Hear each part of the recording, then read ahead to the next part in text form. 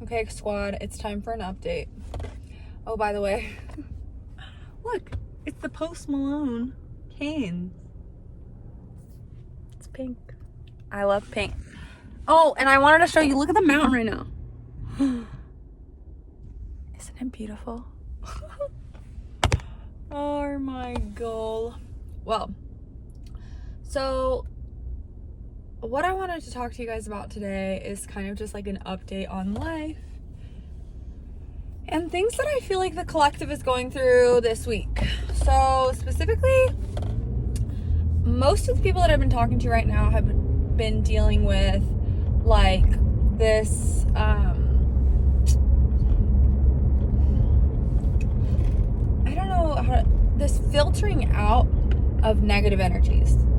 Like I feel like, okay, this year is a 9, right? Like this year is a 9, the year of the 9, because it's 2205 or whatever, so that's 9. And the 9 brings a lot of like endings of, you know, cycles, like the end of a cycle. And right now, like, I don't know about you guys, but I really feel like a lot of habits or things that like we habitually were drawn to, or cycles that we had kind of succumbed to throughout the years are finally coming to a close, right? Or I think it's like that you have the option for them to come to a close, or that they're going to really reveal themselves to you. Because a lot of the time when we're caught in cycles, we don't necessarily realize that we're caught in a cycle, right? Because if we realized that we were caught in a cycle, we would want to get out of them. But then there's also the other side of the coin, of course, that's like, we do realize that we're in these cycles and it gives us comfort, so we're not necessarily sure that we want to get out of the cycles, right? But I think the year of the 9, and this season in particular, really brings the closing of these cycles. So not only are you going to notice the cycles and they're going to become evident to you, but it's like you've outgrown them. You're bored. Like that's something that actually Jadina said, is that you're bored of the cycles. You're bored of the same old, like dealing with the same things. Like it doesn't do it for you anymore. That like old, maybe like desire for like toxicity and like this habitual suffering might be ending. But it's not, again, not only clear to you that these cycles exist. I feel like maybe that's something that's been happening for you over the last few months, right? Like you're starting to, okay, I'm gonna say it this way too. It's like over the last few months, like maybe a few months ago, you thought like these cycles were already gone. Like you didn't think that they still existed within you, or that anyone around you had anything. Like you thought you kind of like cleared everything out. Like you thought you did your growth. And that's something a lot of us can slip into. I mean, I personally get into that all the time. Or it's like, I'm like, oh, I did it. Like, lo hicimos, we did it. Like, we did it, our growth. We did our growth. We made it. We're there, mama, we made it. But that's not really the case, right? Like, it's not really the case that the growth never stops, you know? The growth never stops. And I think that's why there were so many difficulties over the last few months to kind of reveal those things to you. Like, okay, these are clearly still issues. You wouldn't have seen them unless they came to you in kind of like a tower dramatic type of scale. And so now they're obvious to you, right? But after they become obvious to you, it's like your choice to decide whether or not you want them to continue. And I think that's where we're at now. There's comfort in our cycles, right? There's comfort in what we do know, what we know, and what we can expect. And with cycles, you can expect certain things.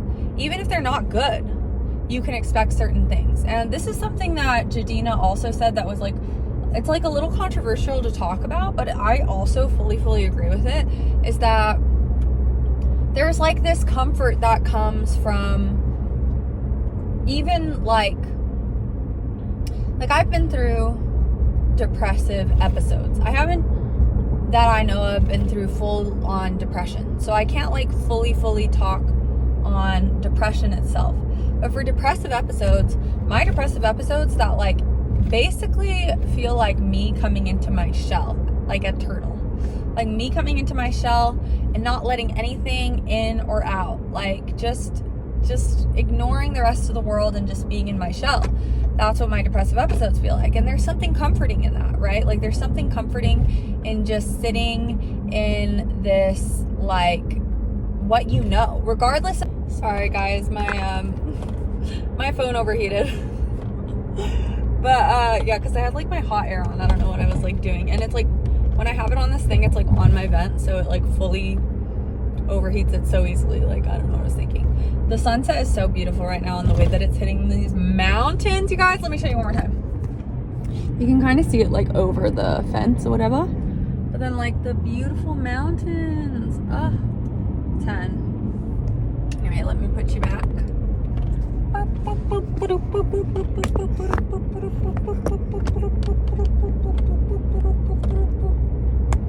Intermish song.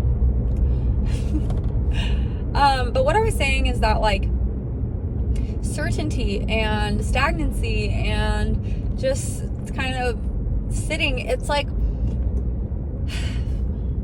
there's parts of that that's uncomfortable. And I think that when it gets so uncomfortable that you feel like you need to make a change, that's obviously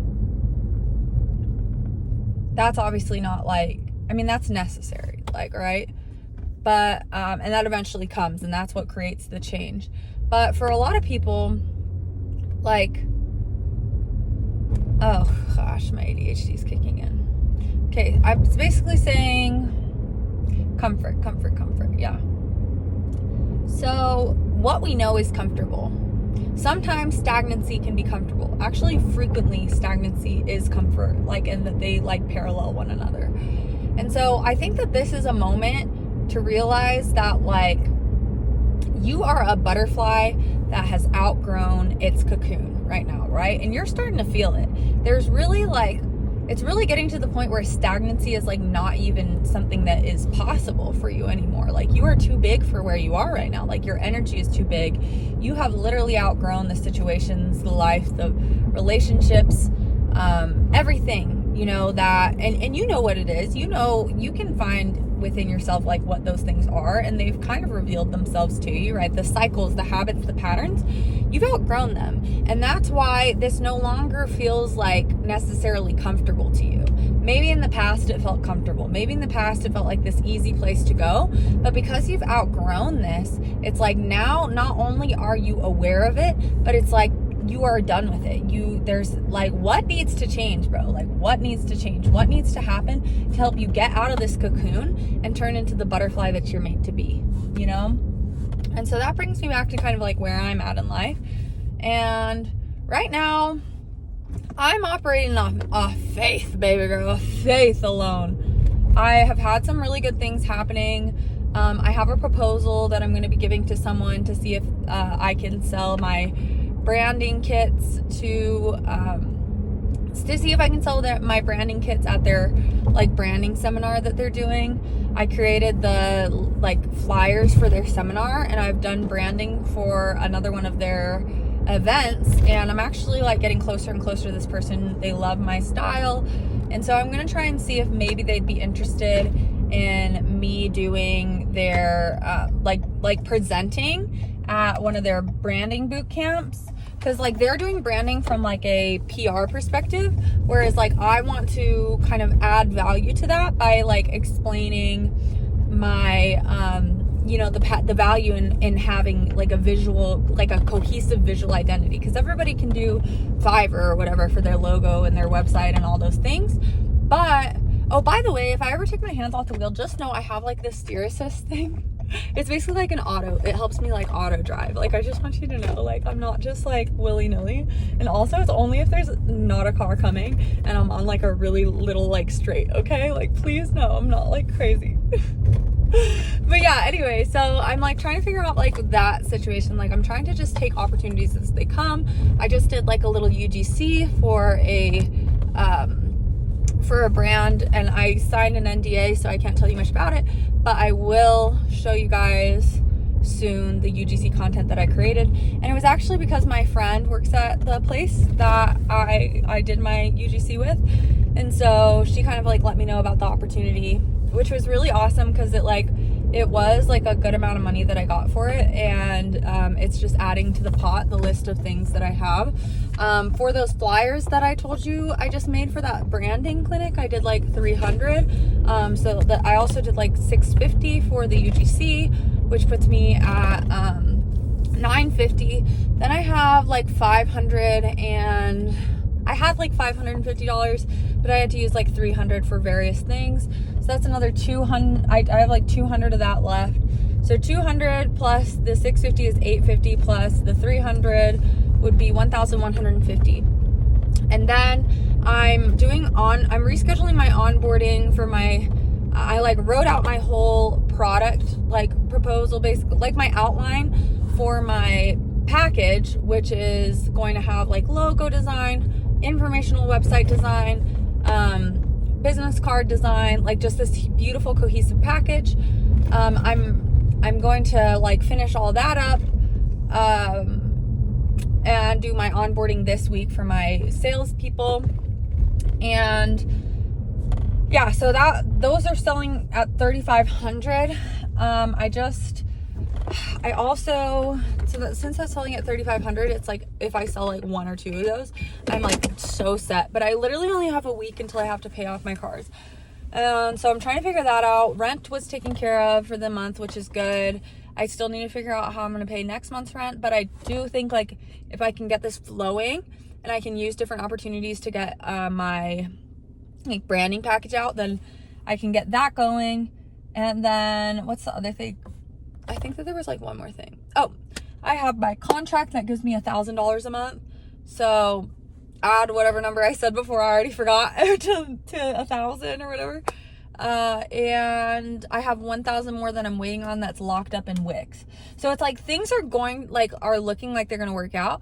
But I also have like this deep feeling that like not only does it look like it's going to work out because I have all these things coming to me, but I think that like something divine is going to intervene for me to get even more. Like I have to operate off faith in this, you guys, like, because if I don't have faith that I'm going to figure it out, or that the universe is going to help conspire to figure it out with me, then I don't know, like, I mean, like, what would I do? Just give up? Like, that's kind of where I'd be at, you know? So right now I'm kind of just figuring all that stuff out. That's why I'm not as great at like posting right now. And like, again, once I have money kind of flowing in seamlessly and I don't really have to worry about like my rent and food and, you know, paying my car notes, I'll get better at posting even more. But I did want to update you guys, and I really just want you guys to keep in mind that, again, these cycles and patterns and things, like, they might sometimes come back and feel a little bit comfortable. Like, there might be part of you that doesn't want to let it go, but it is time to let them go. It is time to let these cycles go. It is time to stop doubting yourself. It is time to let go of anybody in your life that doesn't make you feel like fully and totally yourself, that doesn't make you feel comfortable being fully and totally yourself. But not only that, but that doesn't celebrate you and doesn't make you feel like, you know, a brighter and greater version of yourself. Like, there's no more time for that. Like, honey, there's no more time for that. It's time now to shift into this higher being. And your higher self, that higher being, like, doesn't tolerate that shit. Doesn't tolerate that, you know? Like, and as you should. Like, you shouldn't be tolerating people around you that have like that evil eye energy, that are like really not like hoping for the best for you, and that actually kind of get like this jealousy when you do things that are good, you know, that are exciting and successful, but not because like they don't like you or something, but because it makes them feel insecure, because it makes them realize like that all the things that they could be doing to be better, like it like makes them see their lack, you know. But like, they don't have necessarily lack. Like, that's why I'm saying it's like those people aren't good to have around you, because there's no lack. Like, nobody has lack, nobody is lacking. But it's like, when you are like, that's a mindset. And so having people around you with that mindset is limiting, not only to them but to you.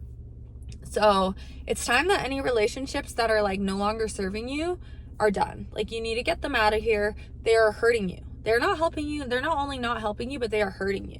They are making you feel less than yourself. And you are such a great and powerful person, and you have such a great future ahead of you, that you need to have only people around you that can see that for you and help lift you up, because you have such a great purpose here, and you need to fulfill that purpose. And to have anybody that wants to set you back in that is wasting not only your time, but the time of all the people that you're going to be helping. You know what I mean? All the people that are going to see you as an example and think, okay, now that I watched you do this, I think maybe I can do this. And it's not, of course, meaning that like you are responsible for what happens and how they activate, like, you know, they have their own powers, but it's like, it is important for like to see somebody that you know doing something that you felt like you couldn't do, because it like makes you feel like you can do it too. So time to let go of these bad relationships, time to let go of these toxic habits, time to let go of these cycles. It's done. They're done. They're cooked. Oh, I was about to sneeze. Oh. Nope. I swear when you say you're going to sneeze, you always like don't sneeze. It's like, I don't know what that is. Oh, that sounded fake. It wasn't though. That was real. Anyway, I love you guys. Thank you so much for your patience. Things are looking like they're going to work out. And it's not just looking like, it's good that it's like looking that way. Cause like, I don't know. I just like know that this is my transition into like really having a graphic design firm and like actually building my company and actually having money again. I never had money before that was like real. I like had credit cards that helped me live my life like through these things, because I learned about credit and how to repay it. But like I'm in a lot of debt. The money's like run out, as I told you guys before. And back when I was in college, my grandparents paid for my college, and they gave me money. And so that's kind of like why I had money then. And obviously I cut them off because I just wanted to have full control of my life. And that's when I went from being a hostess at Ruth's Chris to a service assistant to a server. At that time I had money. That was like, I had like 1,000. I mean, my checks were like pretty good for a server, but I also didn't have like a ton of time to be working like constantly, because I had to be working on my business and stuff. So it's like, I've had money like come and go, but it's never been like this like consistent stream of income that I like made myself, not out of a 9-to-5, not out of like a serving job. Like this is my first time like making my own money, other than like babysitting when I was like younger. I did have like 20 clients and I nannied, and so I made money, but like not a great money. Like I've always been bad at like asking for more, so I'd always be kind of like a cheap babysitter, you know, because I was trying to help people. But anyway, point is, this is gonna be my first time having money, like actually having money. And it's like, now I don't only think like I could be a millionaire one day. It's like I can finally actually see the path to that. And so even when there's like these slow moments, even when there's these tough times where like, of course, these old cycles are hard to let go of, I just realized that like, I think it's all part of it. So like, don't like, have grace for yourself and realize that, you know, even the pauses, even the moments that we're like struggling to take this in, it's like, it's already yours. All of this is already yours. It's already done. And so everything that you can, like, that you're feeling or doing, like the pauses, the rest that you're taking, the harder days, it's already like part of the calculation. Like the spirit, your guides, they already, like, time is not linear to them. So like they took all of this into consideration. Like they know. And so like, just like take that place of the observer and watch it all play out. Like, again, this is like this super fun like movie where you will succeed at the end, right? So it's just like, let's watch the epic story that plays out to get you to there, because nobody wants to see a story where you win right away. And I know sometimes it feels like we want that, like for ourselves, but at the end of the day, the character development is very necessary, baby girl. Very necessary. You have to go through that. You have to go through that to be ready for the success that's coming for you. And if you didn't go through that, then that success could come and go. But we're looking for longevity here. And if we want longevity, then we have to be willing to go through the storm that comes before the peace and the calm. But then once we step into that peace and calm, that's going to be a 180 flip that sustains. And I know it. I feel like if you're here and you're relating to me, you could have gone through a lot of like stuff, like you could feel like you've been suffering for a long time and you've been living in that. But I just want you to know that I really truly believe it's time to really live life and to no longer have to worry about things constantly, and to like see what like the fruit of what life has to offer. And I think it's coming for us faster than we realize. I do think that this spring is going to have a very big shift, and I think by the summer life is going to look very, very different for all of us in this collective in a very positive way. So keep all of your heads up, just keep observing. Don't let it become you. Like, don't let any of the hard times become you, and just get excited for what life is about to offer you. But again, you really need to remember to also love what life has to offer you today, here and now. Like, go find the beauty in every part of what you're going through. The sunsets, the everyday, like the beauty in the world, but also just like, what are you gonna miss about this era of your life? Like, there has to be something. I mean, I look back into every era of my life and there is always something that I miss. Like, whether that's a person, whether that's when my sisters were tiny, whether that's when my son was little, whether that's this house, this neighborhood, whether that's these cars, whether that's some time where I actually wasn't as busy as I will be eventually, and I actually did get to just kind of hide in my bed and nobody would bother me and I could just kind of disappear. You know, those aren't going to be there forever. So appreciate what you have now in a nostalgic way while it's still there for you, and I promise you that's going to be a way that you're going to manifest that future even faster. Find gratitude for today to bring a faster and more bountiful tomorrow. Have a good day, you guys. Thank you so much for watching, and I'll see you again soon. Mwah.